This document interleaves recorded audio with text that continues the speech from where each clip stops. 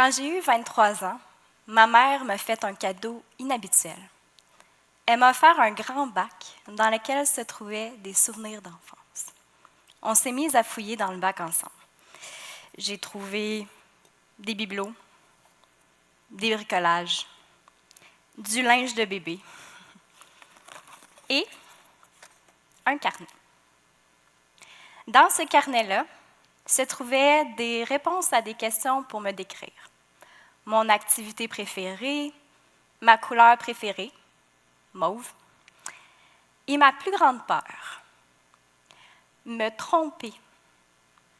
J'avais 6 ans. À peu près au même moment, j'ai un vif souvenir d'avoir eu dans mon agenda ce qu'on appelait un rouge. Vous savez, le système vert, jaune, rouge, pour dire aux parents comment s'est passée la journée. Je revois encore dans ma tête la personne qui était assise devant moi à son pupitre se retourner. J'avais beau lui dire « Non, on n'a pas le droit de parler ». Mais l'enseignante nous a quand même mis un rouge. La catastrophe, pour moi. Probablement mon premier souvenir d'évaluation. En avez-vous, vous, des souvenirs d'évaluation qui vous ont marqué? À main levée? Des erreurs, quand même, hein?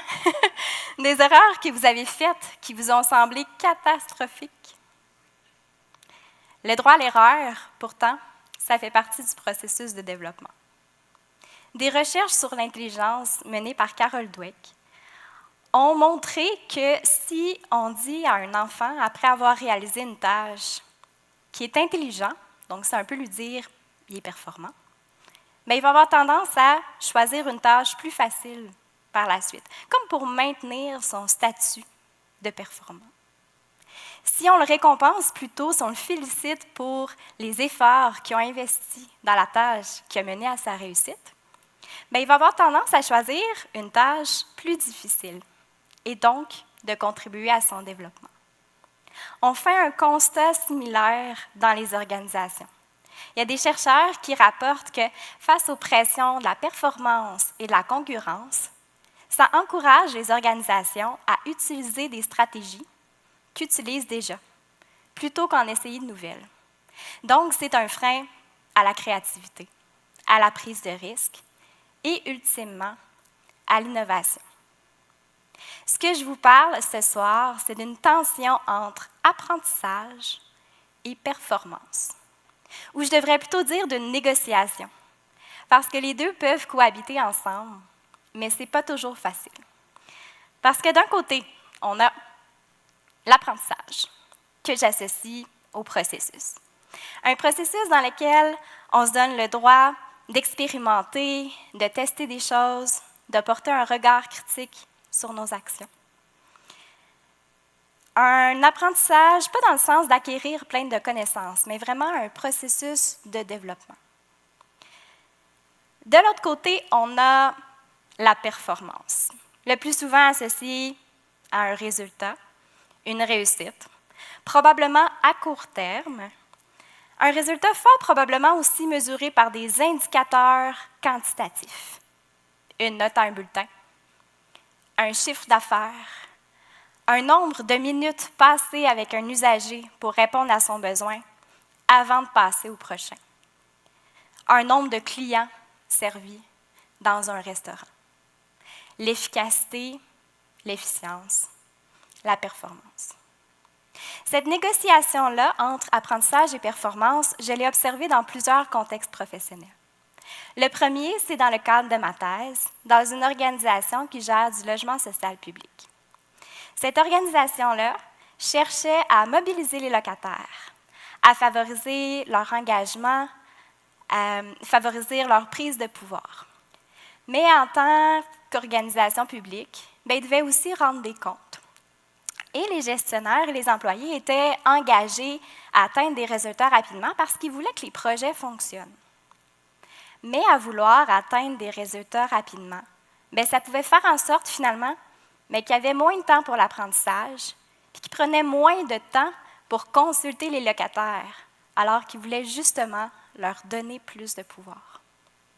Le deuxième contexte, c'est dans le cadre d'un mandat de formation avec des professionnels d'expérience. on invitait ces professionnels-là à tester des choses, à se placer en posture d'apprentissage avec leur clientèle. Et c'est tout poser la question de « mais comment je peux me mettre dans cette posture-là alors que je dois maintenir ma crédibilité auprès de ces personnes-là qui ont aussi des attentes de résultats et de performance. » Le troisième contexte, en milieu universitaire, dans le cadre d'une recherche, je rencontre des personnes étudiantes qui me parlent de comment des fois c'est difficile de prendre parole parce qu'ils ont peur de poser des questions stupides, parce qu'ils ont peur de ne pas avoir la bonne réponse. Puis finalement, c'est un frein aussi à leur apprentissage. Cette culture de performance-là, elle est omniprésente. Je vais faire le test avec vous. Normalement, on a un échantillon de 100 personnes ici. Si je vous demande à main levée, qui dans les dernières semaines a ressenti une pression de performance? Dans votre travail, dans vos études, votre formation peut-être, dans votre vie personnelle, comme partenaire, comme parent, c'est omniprésent. Et pour vous donner un exemple très concret, en fait, c'est omniprésent même dans des lieux où est-ce qu'on penserait pouvoir y échapper. Je vous donne un exemple concret. J'ai fait ma formation en psychologie. Psychologie qui est un domaine contingenté parce qu'on espère pouvoir atteindre le doctorat. Et je me souviens encore des premières journées au baccalauréat où est-ce qu'une personne enseignante nous avait demandé qui ici, dans la salle, souhaite devenir psychologue. Évidemment, on a à peu près tous et toutes levé la main sur une salle de 70-80 personnes pour nous dire, il y en a peut-être 8 parmi vous qui allaient rentrer au doctorat. Bonjour l'anxiété de performance. Vous pouvez vous imaginer comment c'est difficile après de se sortir de cette posture-là. Cet exemple-là que je vous partage, quelques années plus tard, il ne se fait plus comme ça. Il y a des gens qui travaillent fort pour éviter de véhiculer ce message-là. Mais ça reste pour moi une illustration vraiment frappante. Puis il y en a d'autres. Pour avoir côtoyé des personnes en psychologie dans d'autres universités, je peux vous dire que j'ai entendu des histoires d'horreur.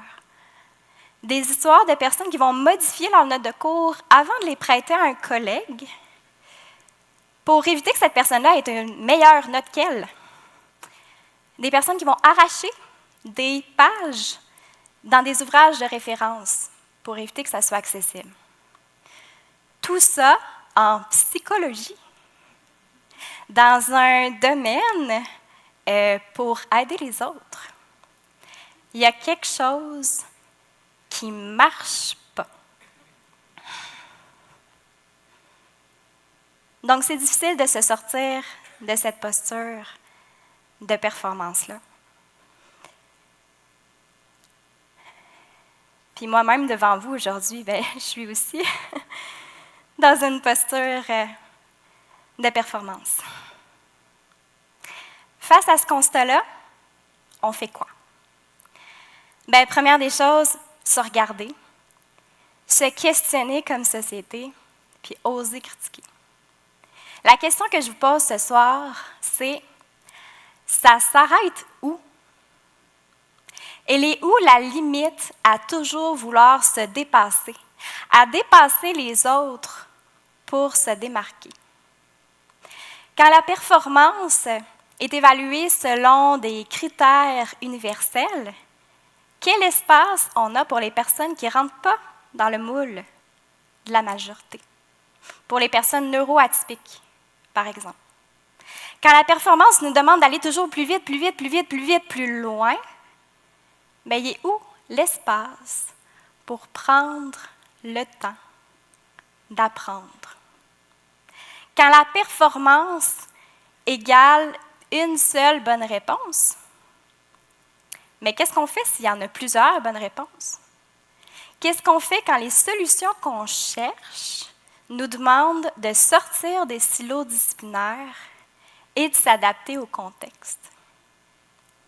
Est-ce que ça veut dire que je souhaite que demain matin, on élimine la performance complètement? Pas du tout. Je me verrais très mal être dans une équipe qui apprend beaucoup de choses, mais qui accomplit jamais rien. Je verrais très mal aussi une entreprise publique à qui on ne demande jamais de compte à rendre sur la qualité de ses services, alors qu'elle utilise des fonds publics. C'est nécessaire. Donc, si on ne peut pas éliminer la performance, on fait quoi? Mais il faut se doter d'espaces où est-ce qu'on peut apprendre. Il faut se doter d'espaces où est-ce qu'on peut réfléchir ensemble, où est-ce qu'on peut analyser nos actions et apprendre à faire autrement. Si vous y pensez une minute, est-ce que vous voyez, vous, des façons de faire dans vos milieux pour vous doter de ces espaces-là? Parce qu'on se rend compte que, curieusement, c'est quand on arrête de vouloir performer à tout prix et qu'on se place dans une posture d'apprentissage qu'on performe. Ça va nous prendre ces espaces-là si on veut non seulement s'adapter à un monde qui change de plus en plus rapidement, mais le transformer nous-mêmes vers un monde plus juste et plus inclusif. Ça nous prend ces espaces-là pour apprendre si on veut faire autrement et si on veut changer les paradigmes. Et par changer de paradigme, je veux dire aussi de repenser le sens de la performance et comment on la mesure. Et si la performance, ce n'était pas la croissance à tout prix, mais la capacité à ralentir pour sauver notre planète. Et si la performance, c'était d'être capable de prendre soin des autres et de soi-même, en bienveillance et en humanité. Et si la performance, c'était d'avoir un impact durable et positif sur le monde qui nous entoure, au-delà des chiffres. Et c'est la question que je vous pose ce soir et c'est la question que je nous invite à nous poser collectivement. Et personnellement, l'apprentissage, c'est quelque chose que je porte au quotidien, dans ma vie personnelle comme ma vie professionnelle. L'apprentissage, c'est un mot que j'ai tatoué sur la peau, littéralement. Et si vous me demandiez ce soir d'écrire dans un nouveau carnet, c'est quoi la chose dont j'ai le plus peur? Aujourd'hui, je ne vous dirai pas, c'est de me tromper. Non. Aujourd'hui, la chose dont j'ai le plus peur, c'est d'arrêter un jour d'apprendre.